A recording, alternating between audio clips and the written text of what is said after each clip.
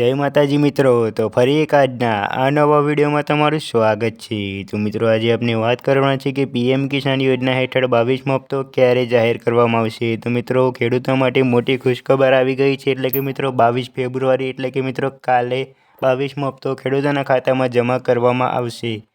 અને મિત્રો આ વખતે 9 કરોડ ખેડૂતોને 22મા હપ્તાનો લાભ મળવાનો છે। અને મિત્રો નવી યાદી જાહેર થઈ ગઈ છે, તો નવી યાદી કઈ રીતે ચેક કરવી તે પણ આપણે વિડીયોની અંદર વાત કરીશું। તો મિત્રો વિડીયોની અંદર અંત સુધી બન્યા રહેજો, એટલે તમને ખબર પડશે કે તમારું નામ નવી યાદીમાં છે કે નહીં, તમને 22મો હપ્તો મળશે કે નહીં, તે આપણે વિડીયોની અંદર વાત કરીશું। તો મિત્રો વિડીયોને શરૂ કરતા પહેલાં તમે ચેનલ પર નવા હોય તો ચેનલને સબસ્ક્રાઈબ કરી દેજો, અને મિત્રો તમને વિડીયો પસંદ આવે તો વિડીયોને લાઇક કરી દેજો।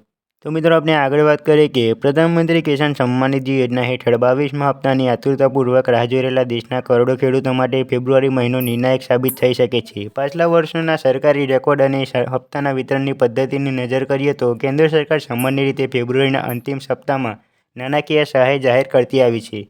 વર્ષ 2025માં 19મો હપ્તો 24 ફેબ્રુઆરી જાહેર કર્યો હતો। તે જ રીતે મિત્રો વર્ષ 2024માં 16મો હપ્તો જાહેર કર્યો હતો, તે 28 ફેબ્રુઆરી જાહેર કરવામાં આવ્યો હતો। અને મિત્રો 27 ફેબ્રુઆરી 2023ના રોજ 13મો હપ્તો રિલીઝ કરવામાં આવ્યો હતો। આ રીતે મિત્રો ફેબ્રુઆરીના એન્ડિંગમાં દરેક હપ્તા રિલીઝ કરવામાં આવ્યા છે। તો મિત્રો આ હપ્તો પણ ફેબ્રુઆરીના એન્ડિંગમાં આવી શકે છે। તો મિત્રો ફેબ્રુઆરીના એન્ડિંગમાં 22મો હપ્તો ખેડૂતોના ખાતામાં જમા થઈ શકે છે। તો મિત્રો આપણે આગળ વાત કરીએ કે યોજનાનો લાભ મેળવવા માટે સરકારે હવે નિયમોમાં વધુ કડકાઈ દાખવી છે, જે માત્ર ખેડૂતોને જ હવે સહાય મળી રહેશે।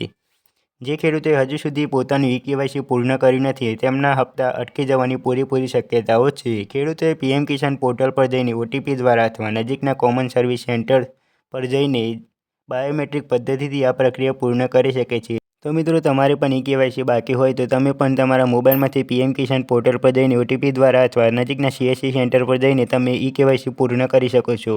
આ ઉપરાંત બેંક ખાતા સાથે આધાર કાર્ડનું લિંક હોવું અને આધાર શેડિંગ સક્રિય હોવું અનિવાર્ય છે, કારણ કે સરકારે ડાયરેક્ટ બેનિફિટ ટ્રાન્સફરના માધ્યમથી જ નાણાં મોકલે છે, એટલે કે મિત્રો ડીબીટી દ્વારા ખેડૂતોના ખાતામાં ડાયરેક્ટ ટ્રાન્સફર કરવામાં આવે છે। તો મિત્રો તમારે પણ આધાર કાર્ડને બેંક સાથે લિંક કરાવવાનું બાકી હોય તો તે જલ્દીથી જલ્દી કરાવી લેજો, અને મિત્રો તમારે ઈ-કેવાયસી કરાવવાનું બાકી હોય તો તે પણ કરાવી દેજો, નહીંતર તમને હપ્તાનો લાભ મળશે નહીં। તો મિત્રો તમારે પણ 22મા હપ્તાનો લાભ મેળવવા માટે આ બંને કામ પૂર્ણ કરવા ખૂબ જ આવશ્યક છે। તો મિત્રો જલ્દીથી જલ્દી તમારે પણ આ બંને કામ બાકી હોય તો જલ્દીથી જલ્દી કરાવી લો અને 22મા હપ્તાનો લાભ મેળવી લો। તો મિત્રો આપણે આગળ વાત કરીએ કે લાભાર્થીઓની યાદીમાં તમારું નામ છે કે નહીં તપાસવું ખૂબ જ જરૂરી છે, કારણ કે સરકાર દર વખતે ડેટા ફિલ્ટર કરીને અપાત્ર નામ દૂર કરે છે। ખેડૂતો સત્તાવાર વેબસાઇટ પર જઈને બેનિફિશિયરી લિસ્ટ વિભાગમાં જઈને પોતાના રાજ્ય, જિલ્લા અને તાલુકા અને ગામની વિગતો ભરીને નવું લિસ્ટ જોઈ શકે છે। જો મિત્રો આ યાદીમાં તમારું નામ ના હોય તો ખેડૂતો તાત્કાલિક પોતાના લેન્ડ શેડિંગ એટલે કે જમીનની વિગતો અને અન્ય દસ્તાવેજો ચકાસણી કરાવવી જોઈએ। ઘણી વખત જમીનના રેકોર્ડ વિસંગતતા હોવાના કારણે પણ ખેડૂતોને યોજનાના લાભથી વંચિત રહેવું પડે છે। તો મિત્રો આપણે આગળ વાત કરીએ કે દેશના દરેક ખેડૂતના મનમાં આ પ્રશ્ન આવી રહ્યો છે કે પીએમ કિસાન યોજનાનો 22મો હપ્તો કેમ આટલો વિલંબ થઈ રહ્યો છે। કોઈની પાસે કોઈ ચોક્કસ જવાબ નથી, પરંતુ કેટલીક બાબતો છે જેને અવગણી શકાય નહીં। હકીકતમાં જાન્યુઆરીમાં સરકારે જાહેરાત કરી હતી કે પીએમ કિસાન યોજનાનો લાભ મેળવવા માટે ખેડૂત આઈડી ફરજિયાત કરવામાં આવે છે। ત્યારથી જ ઘણા રાજ્યોમાં ખેડૂત આઈડી બનાવવા માટે ખાસ ઝુંબેશ શરૂ કરવામાં આવી છે। તો મિત્રો તમારે પણ ખેડૂત આઈડી બનાવવું ફરજિયાત છે। જો તમારે ખેડૂત આઈડી જ નહીં હોય તો તમને પણ હપ્તાનો લાભ મળશે નહીં। તો મિત્રો તમારે પણ ખેડૂત આઈડી બનાવવી ફરજિયાત છે, તો ખેડૂત આઈડી જલ્દીથી જલ્દી બનાવી લો। તો મિત્રો આપણે આગળ વાત કરીએ કે 22મા હપ્તામાં વિલંબ થવાનું બીજું કારણ એ હોઈ શકે છે કે ઘણા ખેડૂતો પીએમ કિસાન યોજનાનો લાભ છેતરપિંડીથી મેળવી રહ્યા છે। હવે સરકારે તેમને દૂર કરવાનું શરૂ કર્યું છે। તાજેતરમાં ઉત્તર પ્રદેશમાં સરકારે 19 લાખ ખેડૂતોના હપ્તામાં નામ રદ કર્યા છે। તો સરકારે સ્પષ્ટપણે જણાવ્યું છે કે કેટલાક લોકો છેતરપિંડીથી યોજનાનો લાભ લઈ રહ્યા છે, અને ઘણા લોકો તે જ જમીન પર પૈસા એકત્રિત કરી રહ્યા છે, તો તે લોકોને હવે હપ્તાનો લાભ મળશે નહીં। તો મિત્રો ઉત્તર પ્રદેશ સરકારે 19 લાખ ખેડૂતોના નામ રદ કર્યા છે હપ્તામાંથી। તે લોકો છેતરપિંડીથી હપ્તાનો લાભ લઈ રહ્યા હતા, તેમના નામ રદ કરવામાં આવે છે।